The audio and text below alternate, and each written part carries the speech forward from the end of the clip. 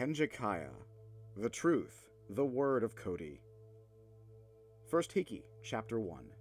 On the 21st day of the 11th month of the most holy yeareth one, what the vile infidels call 11/21/2005, the God of relevant knowledge bestowed upon Eric, the most holy prophet, Henge Kaia, the word of the Co-Divinity. And he spake Henge Kaia to the bovid masses, who in their ignorance renounced the truth, the word of the Co-Divinity, and threweth forth hurtful remarks about the most holy prophet's mother. And the Co-Divinity was angered, and in their agitated fury they tooketh revenge upon the bovid masses. The clouds partedeth, and the voice of Celine Dioneth rumbled down like thunder upon the bovid masses, and they screamed in gut-wrenching agony, and the Pope fondled himself, and the most holy prophet shouted to the heavens, "Please, holy ones, your punishment is too cruel. Must I also suffer?" And the Co-Divinity heard him, and Celine Dioneth's voice ceased to be. But still angered, the Cody unleashed a new horror, and frometh the clouds Bon Jovieth did spew. And the most holy prophet pleaded again, "Holy ones, strike them down with lightning, flood their cities, burn their children, please, anything but living on a prayer, for whoa, I'm halfway there. Whoa, son of a bitch, it's too catchy!" The Cody, in their wisdom and mercy, withdrew the terrible song, and sent forth Spider-Man to punish the ignorant masses. And Spider-Man dideth indeed punish the bovid with his spinning webs and his incredibly impressive acrobatics.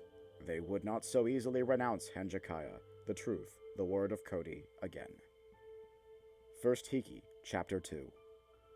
On the 22nd day of the 11th month of the most holy first year, the most holy prophet Eric encountered the Ozeda brothers. The one with blue eyes and black hair, styled to resemble a fin, was known as Henge, a virtuous, charming, and quite handsome individual. The other had dark red-colored skin, vertically split pupils like a crocodile, and a bald head out of which two horns protruded. He was known as Nuke, a temperamental timpanist who means well.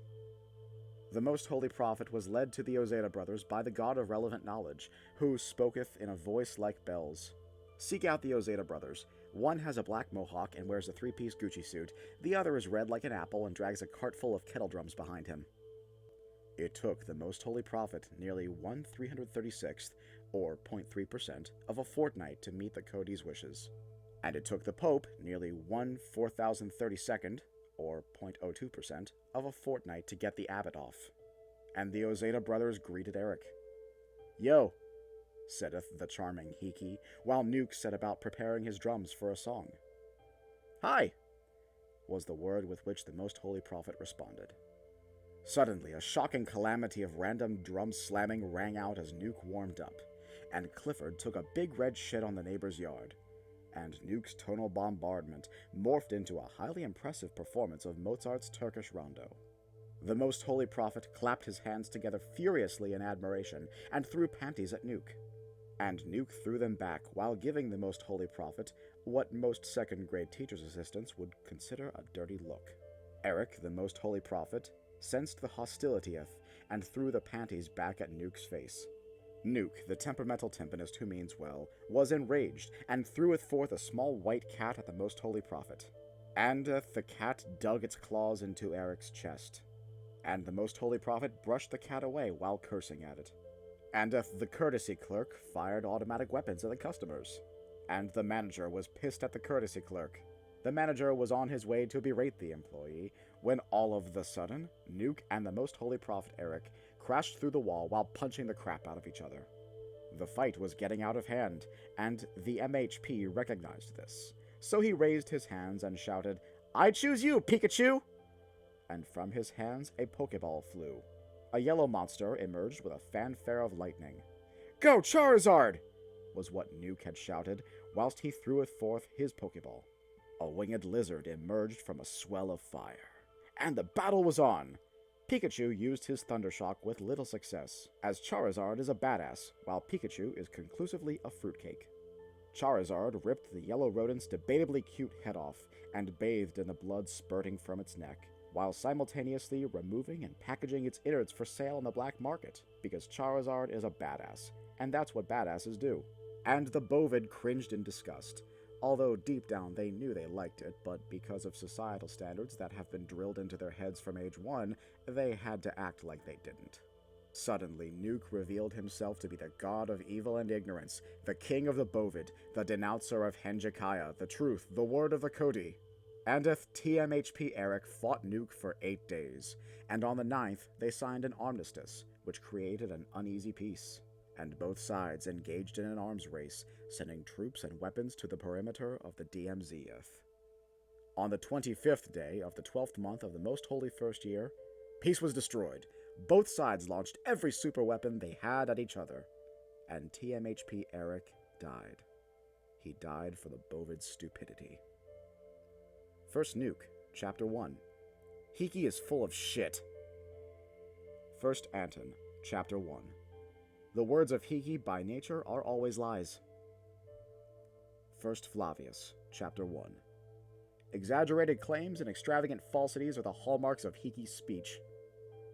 First Cash, Chapter 1. Yeah, fuck that guy! Interlude. Outrageously comfortable my ass. Hey, you jellin'? Todd asked.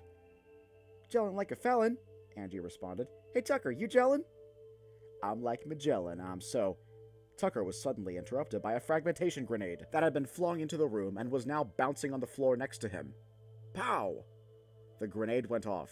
Tucker got creamed, and the door into the room flew open. Army soldiers came rushing in. Go, go, go! Kill the pinko-fascist Islamic commies! No quarter! No mercy! Shouted the team leader, as he and his men put bullets through the evil Scholzians' heads. First Flavius, Chapter 2. On the 2nd day of the 1st month of the slightly less than absurdly holy year Tuath, the Cody chose a new prophet to deliver Henge Kaia to the ignorant masses. The one who was selected was Cash, and selected he was by the Cody. A former professional glassblower, Cash was suited perfectly to the duties of saving the souls of every last man, woman, child, and dolphin from eternal damnation. His task would be hindered, though, by 2 demons that would follow him and attempt to break him. The National Association of Machete-Wielding Gorillas knew the first demon as chronic constipation. NAMWG referred to the second demon as castor canadinautophobia. As far as I know, it is known to me that the NAMWG is a reliable and accurate authority on all things holy and relating to holiness. Their thorough understanding of the divine is reflected in their wildly popular and catchy slogan, the National Association of Machete-Wielding Gorillas. We never stop, censored for the protection of the children, because pineapples truly censored in the interest of national security. So have a nice censored because that's just wrong. The NAMWG, or NAMWEG, was also a favorite of Cash, the Most Holy Prophet, version number 2.0, who I said earlier was charged with the duty of preaching Henge Kaia to the ignorant masses. On the 22nd day of the 2nd month of the slightly less than absurdly holy year Tuath, Cash, TMHP version 2.0, received a letter in the mail informing him of his clairvoyant duties. He read the letter and cursed, and from his mouth spewed forth a shocking array of degrading words. And the FCC mobilized the Gestapo to stop Cash before he traumatized the children with his foul and evil words, because we all know that kids who hear curse words grow up to be prostitutes and communist dictators, and we don't want any more of those now, do we? So the Gestapo rode forth upon their noble and valiant crocodiles to slay the evil beast of free speech in the name of the FCC and for the sake of the children. But the crocodiles regarded the First Amendment of the Constitution of the United States of America, which states that Congress shall make no law respecting an establishment of religion, or prohibiting the free exercise thereof, or abridging the freedom of speech, or of the press, or of the right of the people peaceably to assemble, and to petition the government for a redress of grievances, as a non-negotiable document, vital to the fight against tyranny. So the crocodiles threw off the yoke of oppression and turned on their Gestapo masters, eating them and then writing letters of petition to elected officials regarding the annexation of Canada. The FCC would have to enlist the help of another group of misguided zealots before they could slay Cash. First Anton, Chapter 2. In the beginning, before existence, there was nothing but the God of relevant knowledge and the God of trivial knowledge. The god of relevant knowledge and the god of trivial knowledge were lonely and very bored, when all of the sudden they got the idea to create a universe in which a species inspired by viruses and baboons with crossbows wearing leather chaps would exist. So they created space, gravity, particles, electromagnetism, and other wonderful things, and put them into the form of Theodore Roosevelt. And TR became the god of beating the Monopoly guy down with big sticks knowledge. The god of relevant knowledge, the god of trivial knowledge, and the god of beating the Monopoly guy down with big sticks knowledge together made up the cooperative triarchal divinity, or Co-Tridee. But the Co-Tridee was not to last. Soon after the god of beating the Monopoly guy down with big sticks knowledge was created, he suddenly expanded and became the universe. The National Association of Machete-Wielding Gorillas refers to this event as the Big Taft. Now, with only 2 gods remaining, the cooperative triarchal divinity became the cooperative duarchal divinity, or Co-Duty.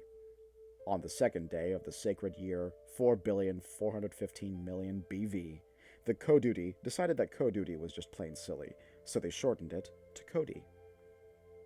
Reference Note 1. Castor kinetinoxophobia is an irrational fear of fascist beavers. Reference Note 2. BV stands for Before Velociraptor, the first intelligent and extremely holy species to exist on Earth.